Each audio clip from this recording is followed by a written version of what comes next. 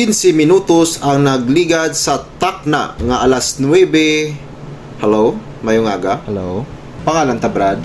B-boy gali boss ah. Mayong aga dra si mo B-boy no. Taga diin ganining si B-boy. Taga Mansilingan boss. Mansilingan.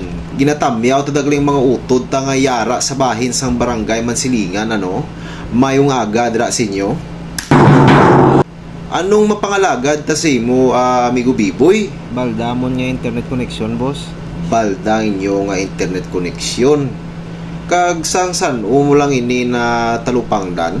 Kagabi pa ni sa boss bali nagsugod siya sa utod-utod hasta nga nagabot sa punto nga hindi na kami makakonektanan. Kag actually sang ligad pag ini siya nga mga binulan.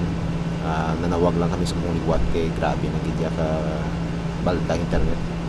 Kagabi nagapangayo kami sang pasaylo ano sa imo nga na eksperyensya nga ining kapaltahan sa imo nga serbisyo apang aton ini pagatalakayon ang ini nga problema agud nga matagaan ini sa insakto nga solusyon no kaangot sa imo nga problema sa imo nga internet.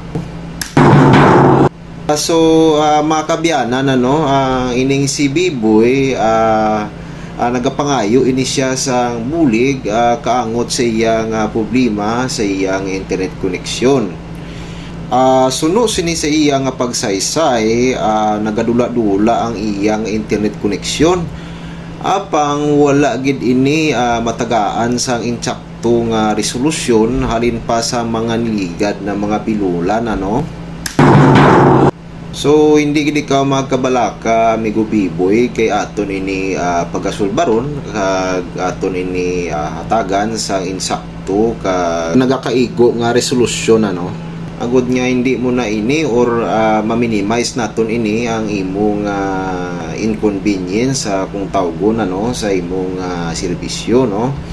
So ako nikaw pagapadalhan sang isa ka teknisyan agud nga makita ang mga linyada kay suno sa imo ang imo koneksyon na naga-untat-untat o nga naga-utod-utod i-text ko lang sa imo ang ning schedule i-check ko lang anay sa amo ding system agud nga hatagan tay ni sang mas permanente nga solusyon ano.